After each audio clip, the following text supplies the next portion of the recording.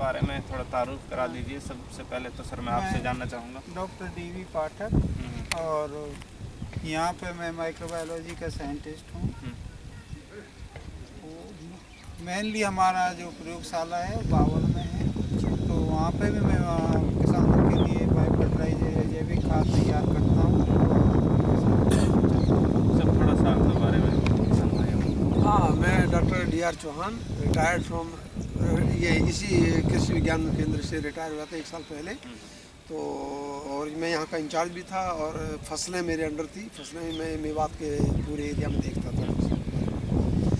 आज सर हम इस के बारे में जानना चाहेंगे कि ये क्या है और कैसे इसके, पहले तो सबसे पहले इसके बारे में बताइए। देखिए आरिफ भाई, ये जो है ना, जो आप देख रहे हैं, यस सर। ये वेदर स्टेशन है। अच्छा।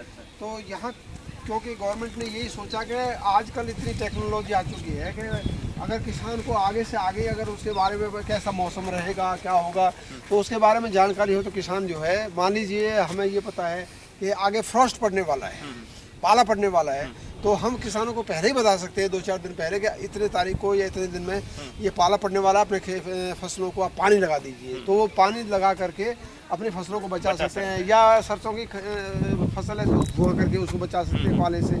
तो ऐसे ही इसमें सब तरह के हैं कि ये कितनी हवा चल रही है। अब हवा चलने का जो विंड वेलोसिटी बोलते हैं, हवा कितनी तेज़ गति से चल रही है, तो उससे हमें ये जानकारी मिल जाती है कि भाई आज से प्रे लायक हमारा ये मौसम है कि नहीं है। दूसरा ये है कि इसमें जैसे बारिश कितनी होती है, तो बारिश का भी इसमें पानी इकट्ठा हो जाता है, उसको भी हम ले सकते हैं। और तापमान गर्मी का, सर्दी का, वो भी हम इसमें ले सकते हैं। तो इसमें मौसम के बारे में खेती से संबंधित एक और भी चीज़ है कि ये जो हमारा जो स्टेशन है, ये हमारे कंप्यूटर से जुड़ा हुआ है। अच्छा।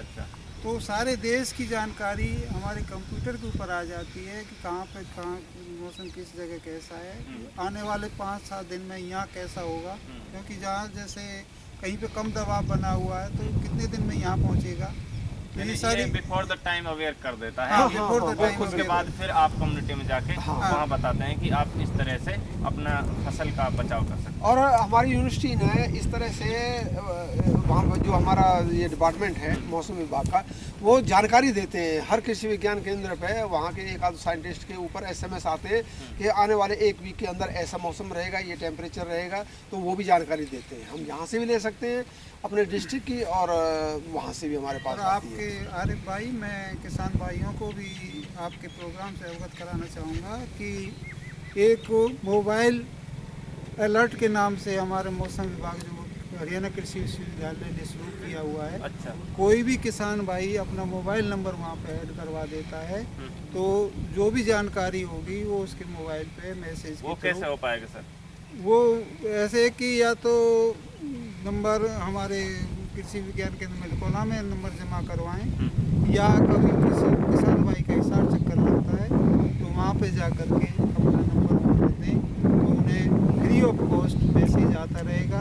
और जैसे अभी 5-7 दिन पहले बारिश हुई थी, तो हमारी यूनिवर्सिटी ने कम से कम 6 दिन पहले ये अलर्ट कर दिया था कि इस डेट को ये बारिश होगी, या फ्रॉस्ट ये पाला पड़ने वाला है, या आपका ये धुंध होने वाली है।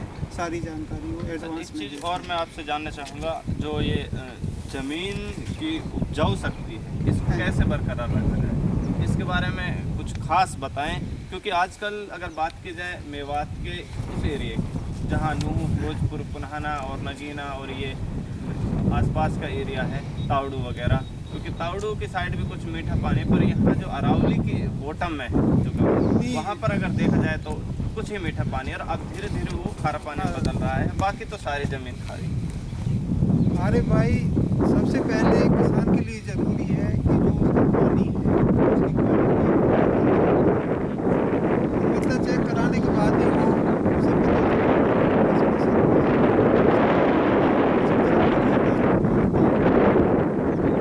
और इसके लिए ज़रूरी है कि या तो कोई हिसाब से चेक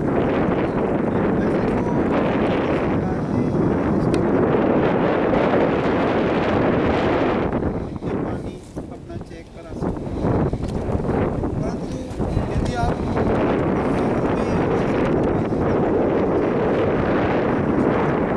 ₹10 में चार्ज करते हैं और अपनी वो रिपोर्ट तैयार करते हैं। सबसे ज़्यादा ज़रूरी है, देखिए ये बिल्कुल आप सही कह रहे हैं कि मेवात में लगभग जो है 75-80% पानी खारे है, और जो पहले जहाँ मीठे पानी थे वो भी अब खारे हो चुके हैं। कि इसको ये कैसे यूज करें, खारीपन कितना है ये हमें पता नहीं है, ये तो टेस्ट से पता लगेगा खारीपन। लेकिन एक बात जरूर है, अगर उस पानी को हम कुछ मीठा बनाना चाहते हैं तो सबसे ज़रूरी है कि जो भी हमारे पास बारिश का पानी है उसको हम ज़्यादा से ज़्यादा रोक करके अपने ज़मीन के अंदर ले जाएं, अपने खेत के अंदर ले जाएं। इसलिए बार बार हम एक ही बात पर जोर देते हैं कि जब भी मानसून आए अपने खेत की ढोलबंदी इस हिसाब से करना है कि उसका पानी बह करके बाहर ले जाए। अगर ज़मीन में पानी ज़्यादा से ज़्यादा, एक तो जहाँ मीठे पानी है वहाँ वैसे बुरी हालत है, क्योंकि लोगों ने पानी ज़मीन से खींच करके वहाँ भी खारे पानी होने लगे। दूसरी बात ये है कि हमारा जितना भी पानी है अवेलेबल जो बरसात से होता है वो ज़मीन के अंदर नहीं जा रहा है। तो हमें ज़्यादा से ज़्यादा किसानों को ये समझाना चाहिए कि अपने पानी को जितना भी भगवान खुदा हमें देता है उस पानी को ज़्यादा से ज़्यादा ज़मीन के अंदर कैसे करें। तो बारिश से पहले गर्मियों में गहरी जुताई करें। गहरी जुताई करने से क्या होगा, पानी बह कर नहीं जाएगा, ज़मीन के अंदर जाएगा। दौड़बंदी करें, दौड़बंदी करने से क्या होगा कि पानी बह कर नहीं जाएगा, खेत के अंदर रहेगा। जितना पानी ज़मीन के अंदर जाएगा उतना ही पानी हमारा मीठा बनेगा, उसमें बदलाव आएगा। तो ये बहुत ज़रूरी है।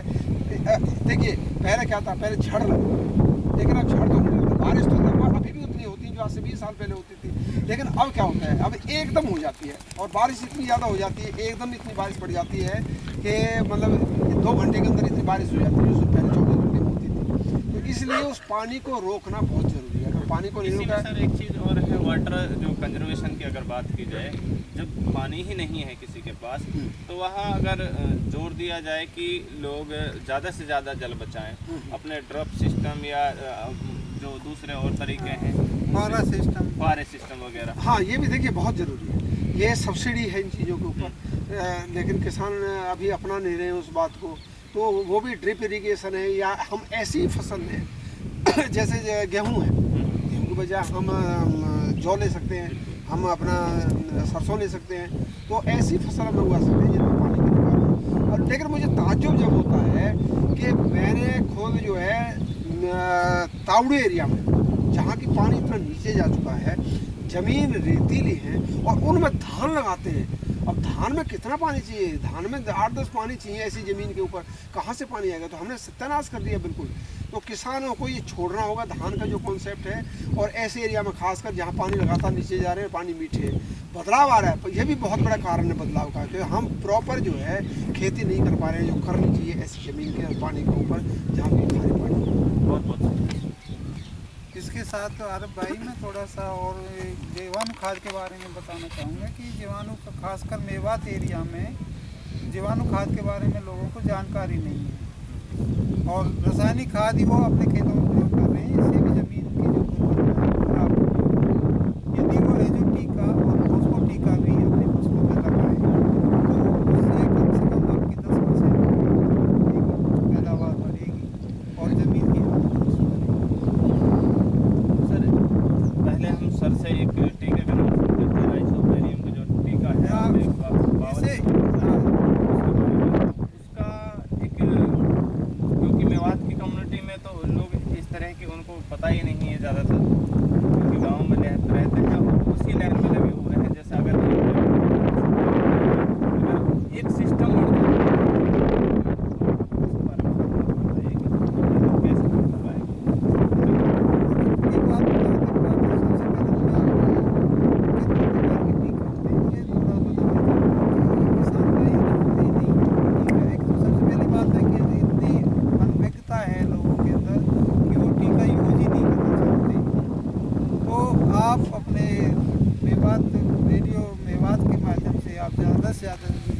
जानकारी दें कि अपने खेतों में वे टीके जरूर प्रयोग करें। यदि वो कोई दाल वाली फसल लगा रहे हैं तो उसके लिए राइजो टीका प्रयोग में लाएँ, और यदि धान खाने वाली फसल हो रहे हैं तो उसमें एजो टीका और फॉस्फो टीका प्रयोग में लाएँ। इसमें खर्च बहुत कम है। हमारी हर जो यूनिवर्सिटी है, विश्वविद्यालय है, कम खर्च पर वो बुला रहे हैं, किसानों तक पहुँचा रहा है। और इसकी हमारे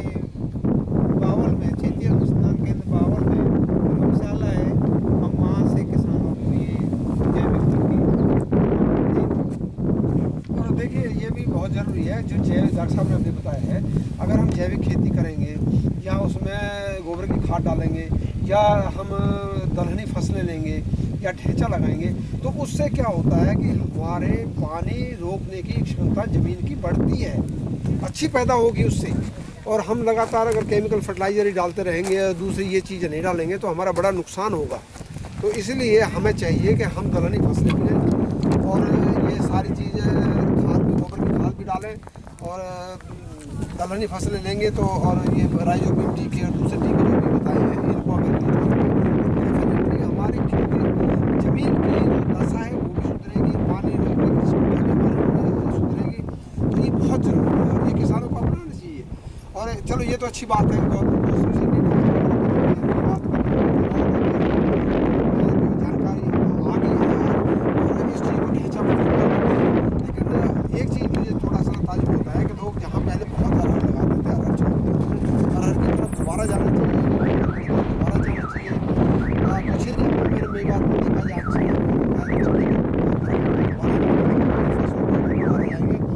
निश्चित ही हमारा पानी का बचाव, हमारी खेती भी अच्छी होगी, उर्वरा शक्ति भी बढ़ेगी।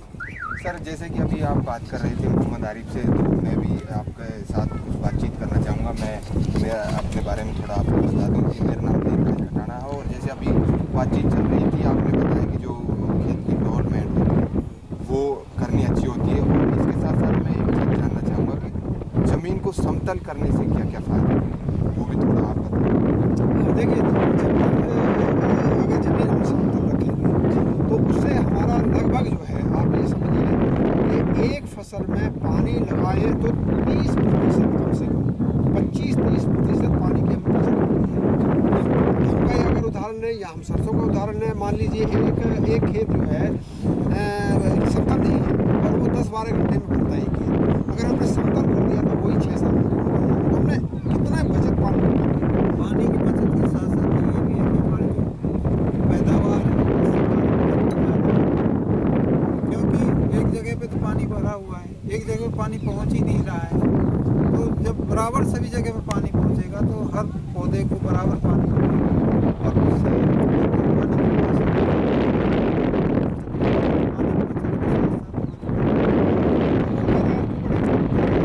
आप देखिए, हमारी ऊंची नीची तो हम पानी लगाएंगे और पानी के साथ साथ क्या होंगे, जो हमारे तत्व ज़मीन के अंदर पड़े हुए हैं वो बह करके कहाँ चले जाएंगे, दूसरी जगह चले जाएंगे, झील में चले जाएंगे। तो उस जगह पे जो पौधा बेचारे को पूरी खुराक नहीं मिली, पैदावार हमारी कम हो जाएगी। तो इसलिए बिल्कुल हमें समतल करना खेत को। और आजकल तो लेजर लेवलर आ गए, बिल्कुल परफेक्ट, इतना परफेक्ट कर देते हैं। ये तो निश्चित बात है कि एक बार हम अगर कर लें तो 25-30% हम पानी का, अगर हम किसी से मोल ले रहे हैं पानी, आप देखो 25-30% का अगर बचा लिया तो उसने अपनी इनकम तो वैसे ही 1 एकड़ से बढ़ा ली, तो पैदावार भी ज़्यादा हुई, पानी भी हमने बचत कर लिया और नुकसान भी हमारे तत्वों का नहीं हुआ। तो इसलिए समतल करना ज़मीन को बहुत ज़रूरी है और उसका बहुत फ़ायदा किसान उठा सकते हैं। सर, इस बारे में आप भी कुछ कहना चाहेंगे? पानी के बारे में, बिल्कुल। पानी के मैं बारे में ये कहना चाहूँगा कि पानी की जो क्वालिटी है मेवात डिस्ट्रिक्ट में खासकर बहुत ही ख़राब है। तो देवराज भाई, सबसे पहले किसान भाई अपनी ज़मीन का टेस्ट करवाएं, ज़मीन की मिट्टी का टेस्ट करवाएं और अपने पानी की क्वालिटी भी चेक कराएं और उसी हिसाब से जैसी क्वालिटी पानी की है उसी हिसाब से अपनी फसल उगाएं। यानी कि जैसे जो मिट्टी में जो कमियां हैं उनको दूर करके अपनी फसल को अच्छा। कमियाँ, मेन बात ये है कि सबसे बड़ी बात ये है कि एक तो हमें जो ये पता चलेगा कि इसमें कितने नमक है ज़मीन के अंदर। तो कई फसलें ऐसी हैं कि जो नमक से सहनशील होती हैं, कुछ फसलें ऐसी होती हैं कुछ नमक में नहीं हो सकती।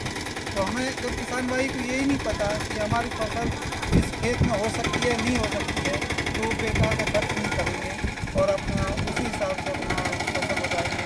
खासकर सब्जियों के लिए हमारा जो मेवात का पानी है अच्छा नहीं है, फिर भी किसान भाई सब्जियां उगा रहे हैं, तो ये उनके लिए नुकसानदायक है। अब देखिए, मैं इसी में एक उदाहरण बताऊंगा आपको कि कैसे हमारा मेवात का नुकसान हो रहा है।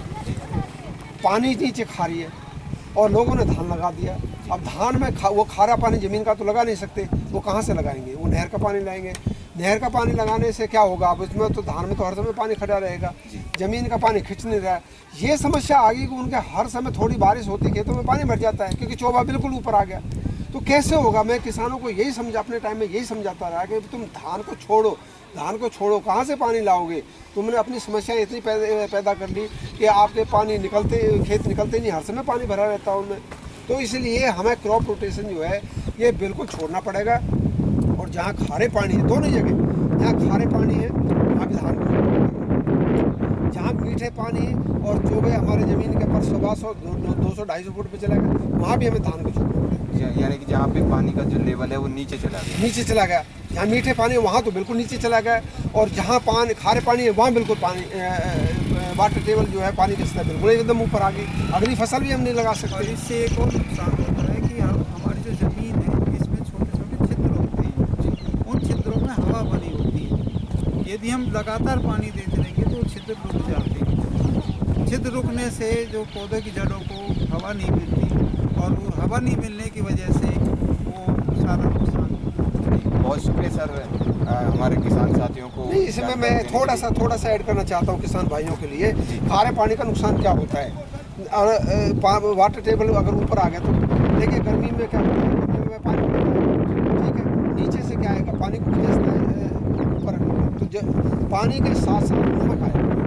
अब क्या होता है, पानी तोड़ गया और नमक कहाँ रहेगा, ज़मीन के ऊपर। कोई भी चीज़ लगाएंगे तो क्या होगा, नुकसान होगा ही होगा। तो इसलिए हमें ज़्यादा से ज़्यादा किसी भी तरह से हमें नमक ऊपर ना आ पाए ताकि हमारी फसल अच्छी हो। तो यही एक कारण है, इसलिए ऐसे फसलों का रोटेशन बहुत जरूरी है। सर बहुत शुक्रिया आपसे बातचीत करने के लिए।